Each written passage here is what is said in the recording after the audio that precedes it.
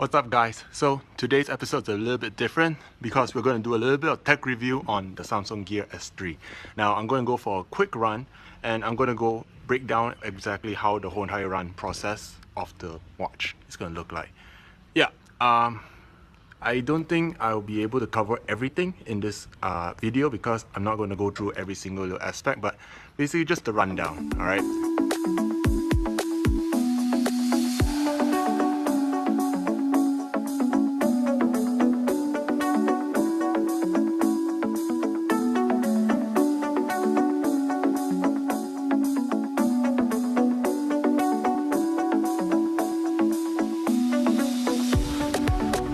One km, let's go. 2 km.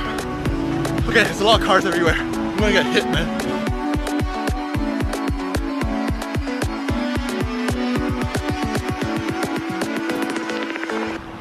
Three km. It's hard to keep up the pace with all this recording going on.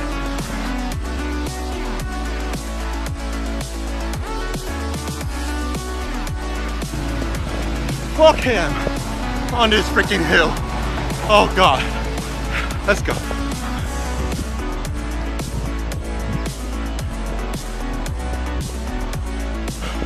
All right, I'm done. We're gonna review it back home.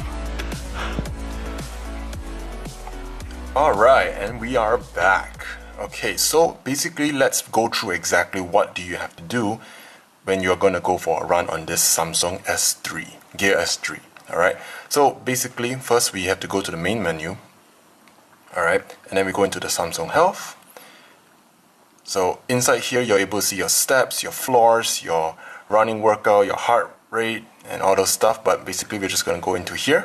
Alright, and inside here you can choose basically the kind of target workout you're trying to do. So what we did just now was a basic workout because I wasn't trying to track pace or durations or whatnot, so I'm just trying to see exactly how it looks like if you just go for a casual run, right? So in here you can also choose your kind of activity, but let's just stick to running for this entire video, right? So what happened was that when you press start, it will come down to a timer, and in this timer it will give you some time to get ready, and then once you start, the timer will start. The time will start. Okay. So basically, what happens here is that we have a couple of functions that we can check, right? So if you rotate the bezel to the right, we can see the distance. So at first we have the duration, the distance, calories, pace, speed, cadence, heart rate. Alright?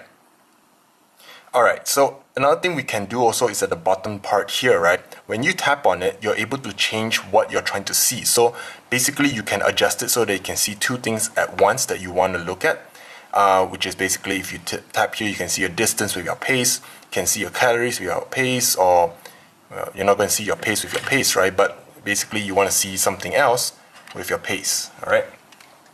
Or anything that you think that it's worth looking at. And by the way, if you guys can hear some kind of purring sound, that's because my cat is beside me, so just ignore him. Anyway, so let's get back to this. So yeah, so you can adjust two things at once, so that's kind of nifty and that's quite kind of cool. So one of the downsides that I realized about this watch was that, okay, right now you can't see this, but I will show you a screenshot of basically what was happening in the starting part of the video, right?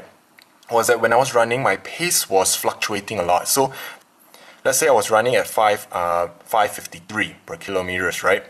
What happens is that every second it will fluctuate up and down really quickly, and that is really, really bad for me because I noticed that other watches, like maybe perhaps on Garmin, it's able to show a very constant pace, like okay, 5:53, then every 5 seconds it will only go up by 2 seconds or 3 seconds depending on your current pace. But this one fluctuates a lot, and I don't know, is it because of the GPS system, but it is something to consider, right?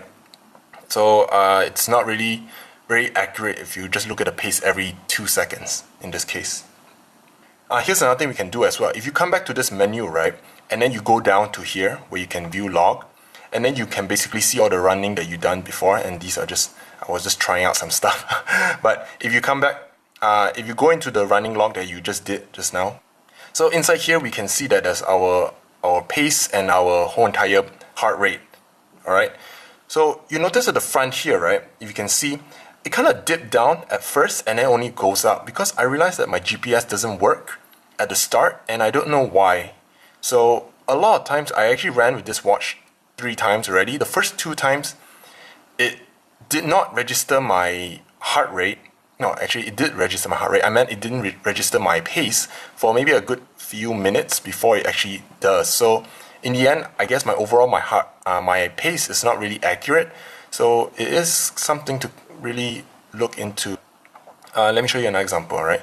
So here's another example that I was running the other day, right? If you look at the front here, right?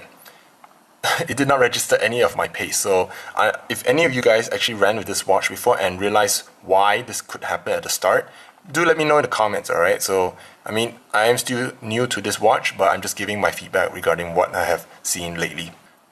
So anyway, if just by looking at this page here, right, we can see the time that we ran, what's the distance, our kilometers, our calories, our pace versus our heart rate, you know, all our durations and our average pace, our average speed, average cadence, and max heart rate. And then also it'll give you a little map of where you have ran. So if you go into the app, right, and you can basically see the same thing that we are looking at the watch, except in a more detailed thing, right? So let's say, for example, you can see here your fastest average speed. You can tap to the right, and then you can see your distance. You can see your heart rate, you know.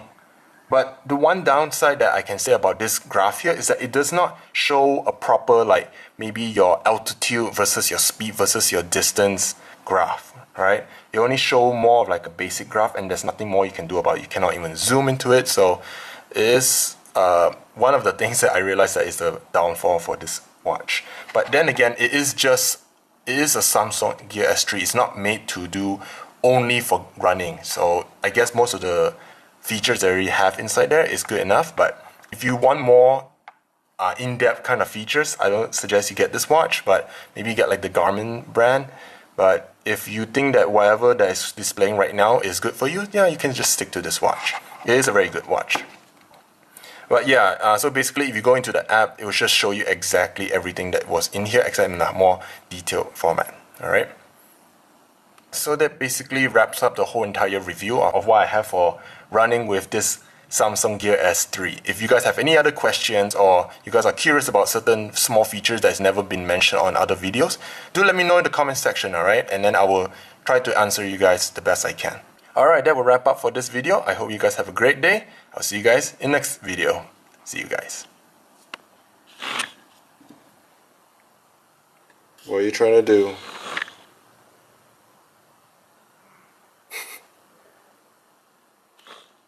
Alright.